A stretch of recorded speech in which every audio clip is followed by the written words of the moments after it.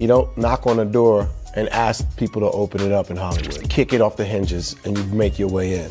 This is the black actor, screenwriter and producer Marlon Wayans, the star of Scary Movie, Requiem for a Dream and White Chicks. Can't make Oscar-worthy movies a lot of times with no budget. Revenant was made for $150 million maybe. You know, the brownest thing in that was The Bear. Marlon, who was speaking on the Essence Live chat show last January, is covering familiar ground. He's talking about representation, about opportunity. But really, he's talking about an issue that, over 6 weekly episodes, the Black Star podcast has been circling all along. He's talking about power. Hollywood's not about black and white. Hollywood is about green.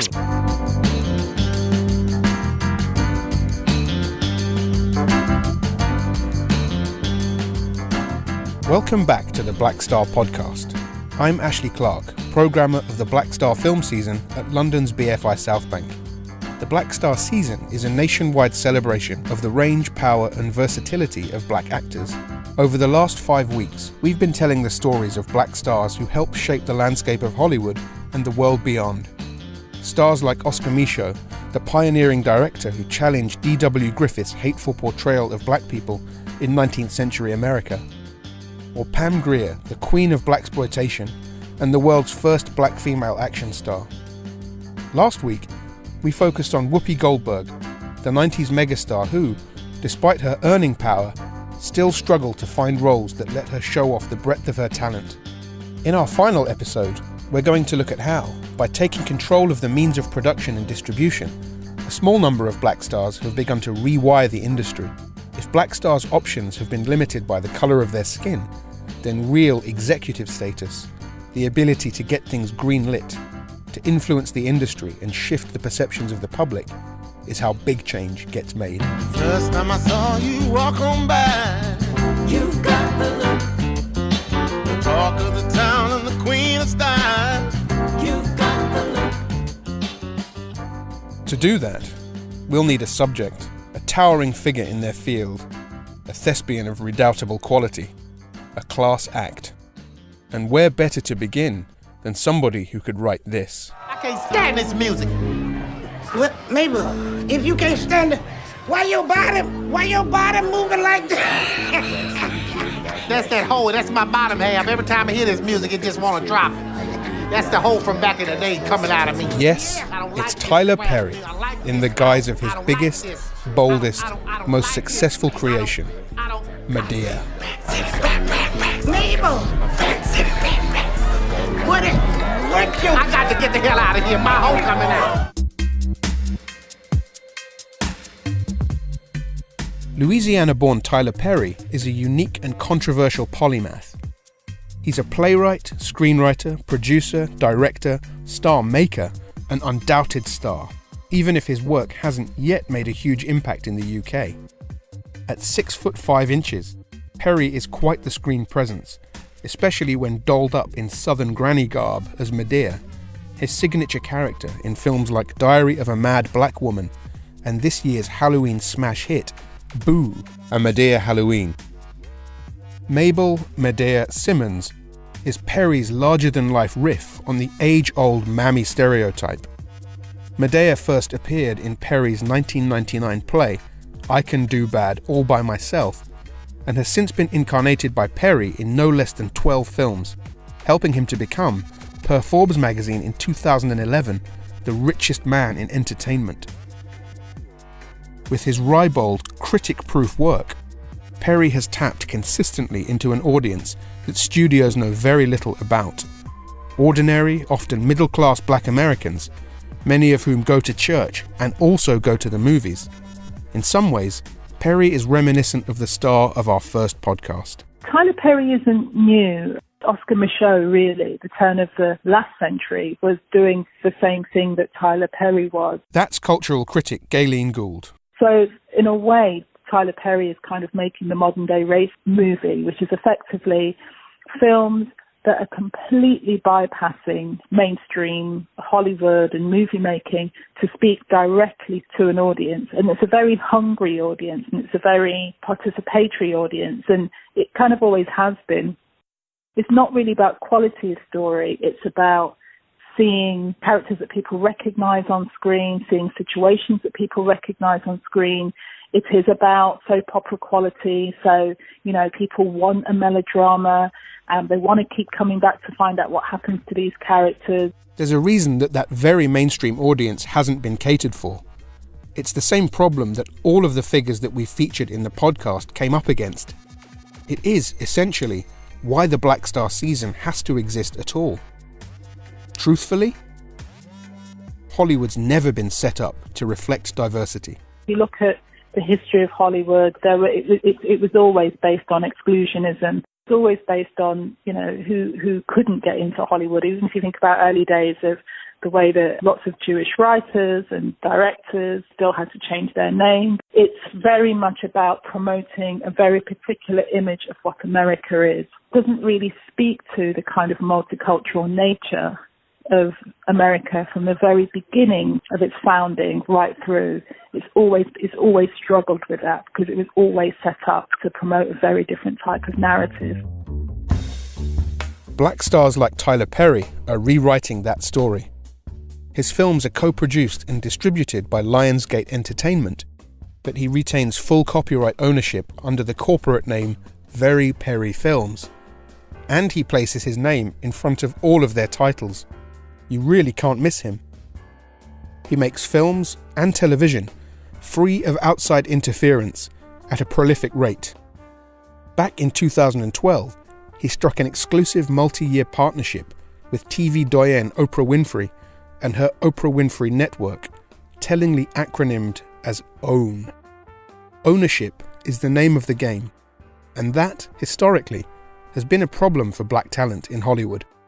Whenever you see the final film of any black filmmaker you see that went through Hollywood, and you may hate the movie or say he had a fight to get whatever he got up there, he fought like tooth and nail. That's author and screenwriter Nelson George, speaking at London's BFI South Bank in 1994.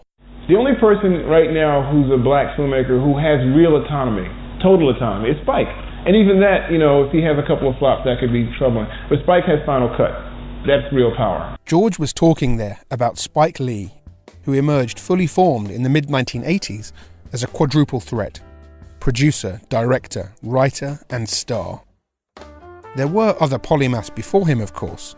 In the 1960s and 70s, for example, Sidney Poitier founded production companies E&R and Verdon Cedric Pictures and dabbled in directing. Yet Spike put himself front and centre in his work, whether in films or in a string of high-profile commercials for Nike, starring himself as the goofy Mars Blackman character, and Michael Jordan. Yo, Mars Blackman here with my main man, Michael Jordan. Yo, Mike, what makes you the best player in the universe? Is it the vicious stunts? No, Mars. Is it the haircut? No, Mars. Is it the shoes? No, Mars. Is it the extra long shorts? No, Mars. It's the shoes then, right? Some criticise Spike for selling out, but he knew that with capital came autonomy, and that's not something that's traditionally been afforded black people in entertainment. Here's Nelson George again. To see the range of images that black people say they want to see of themselves, most of them will not come through Hollywood. There will be certain things Spike will be able to do what he does because he established his own beachhead. John Singleton will be able to continue on. But for the most part, the cutting edge of black cinema will remain outside. Sankofa, which is playing in the United States now, is like a real phenomenon. The white distributors all turned it down. So he's done it himself, Oscar Michaud-like, actually, going from city to city with a few prints. There, George was talking about the Ethiopian-American filmmaker Haile Gerima, who, in the face of a disinterested studio system, personally took his 1993 film Sankofa, a beguiling sci-fi slave rebellion odyssey, to 35 different cities. It ultimately grossed close to $3 million and was especially successful with black audiences. As Gerima writes on his website, "I witnessed theatres across America turn into night schools as intense discourse was sparked among audience members. The black image was reframed on screen." But again, it exists outside the framework of Hollywood.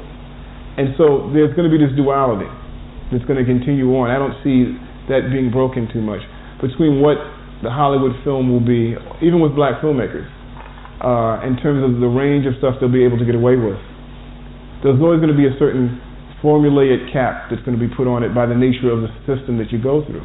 Nelson, speaking over 20 years ago, hasn't been proved wrong yet.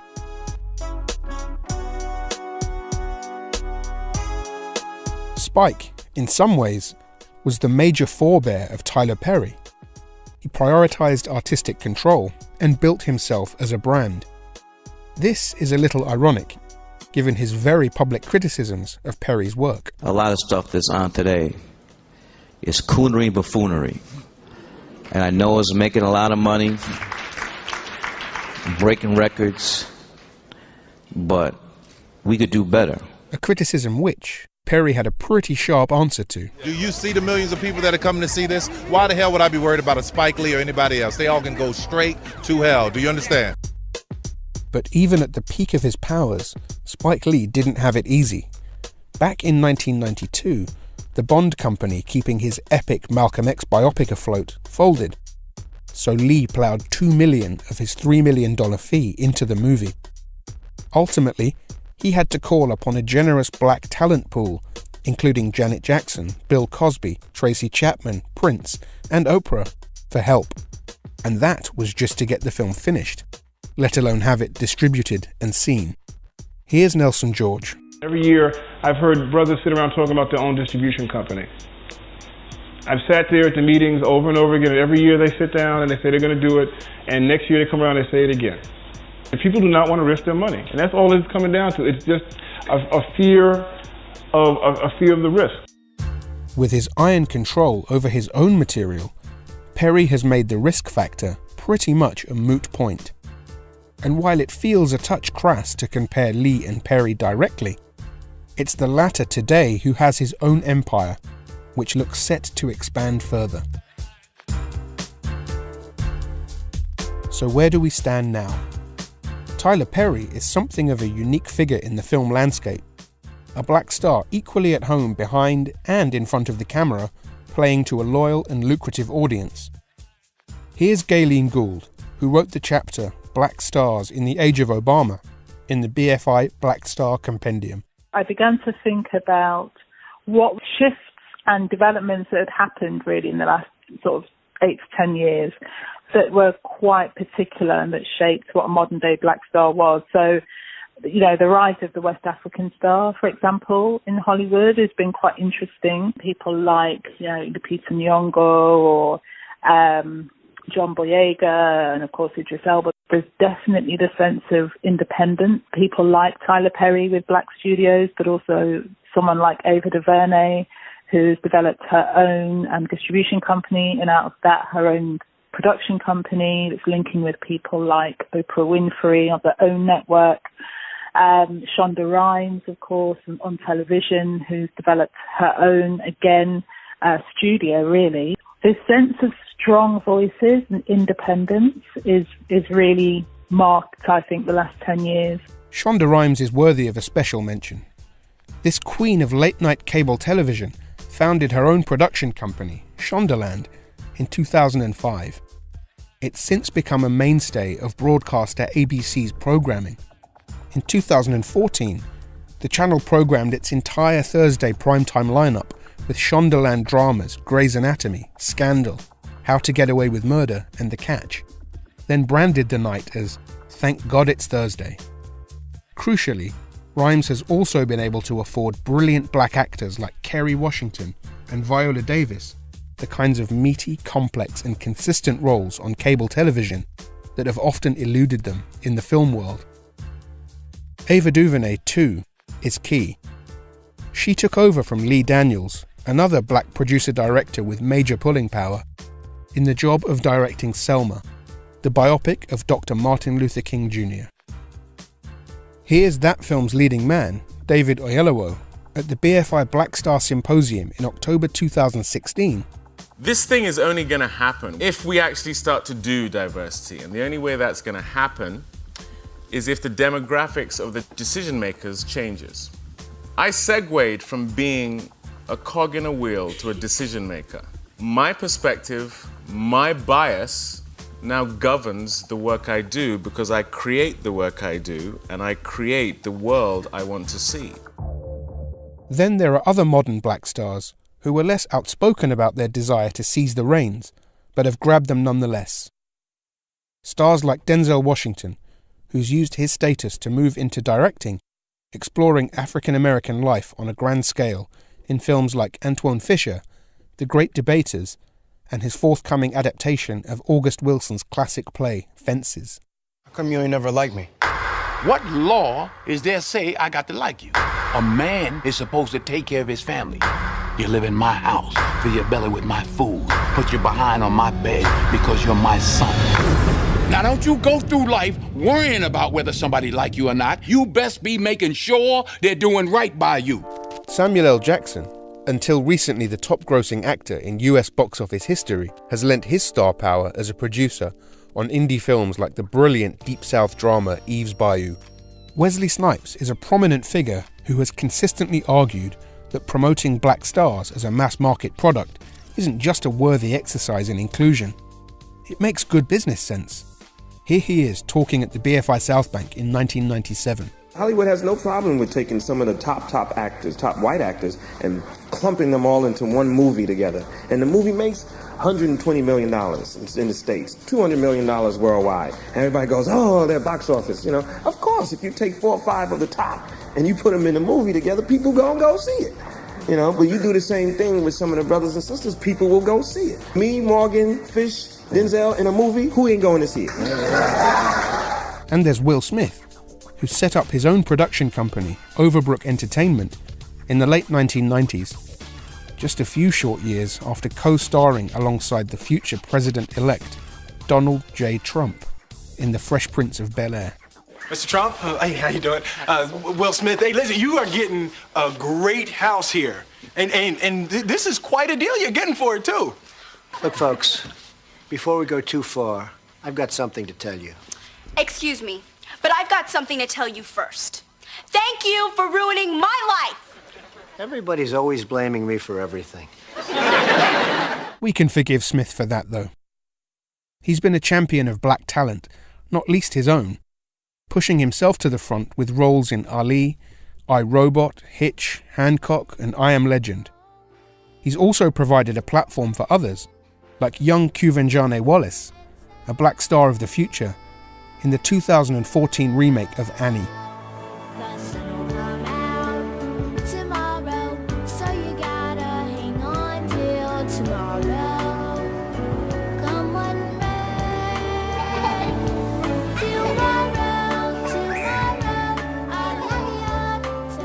So what does tomorrow hold for the black star? There are now more means of media production and consumption than ever before. More opportunities for the black stars of the future to put themselves in positions of power. Most young black stars realise that, says Gayleen Gould.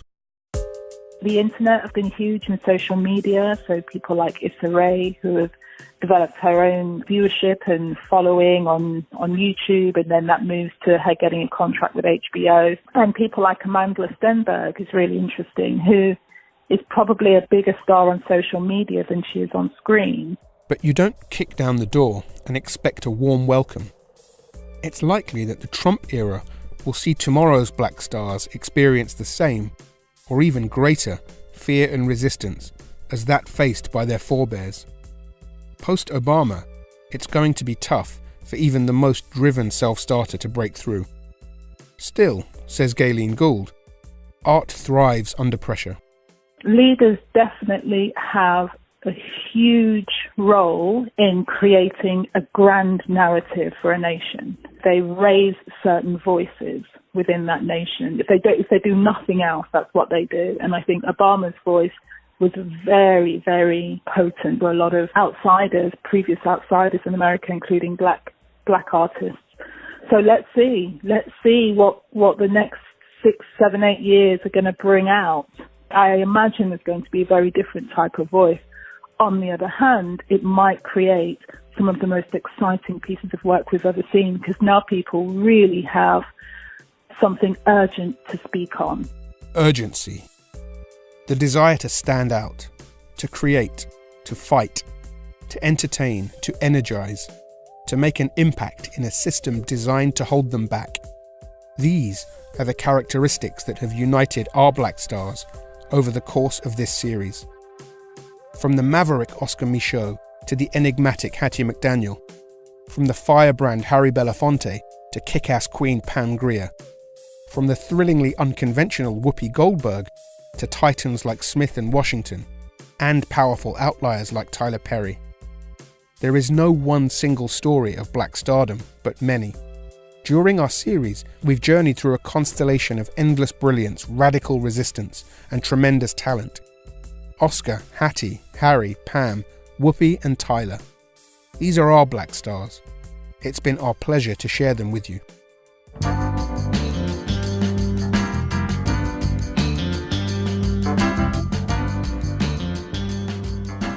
Thank you for listening to the Black Star podcast. You can listen to the whole series at bfi.org.uk/Black Star podcast.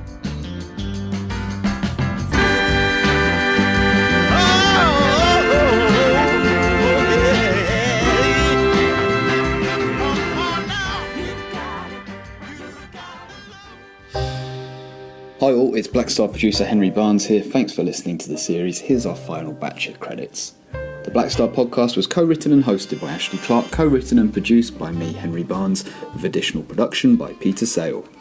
This week's episode included short clips from the following: Marlon Wayans speaking on the Essence live chat show published on YouTube on the 22nd of January 2016, Boo, a Madea Halloween directed by Tyler Perry and released by Tyler Perry Studios and Lionsgate in 2016, The Fresh Prince of Bel-Air episode For Sale by Owner directed by Shelley Jensen and released by the Stuffed Dog Company, Quincy Jones Productions, David Salzman Entertainment and NBC Productions in 1994, Annie directed by Will Gluck and released by Village Roadshow Pictures, Overbrook Entertainment and Columbia Pictures in 2014, and Fences directed by Denzel Washington.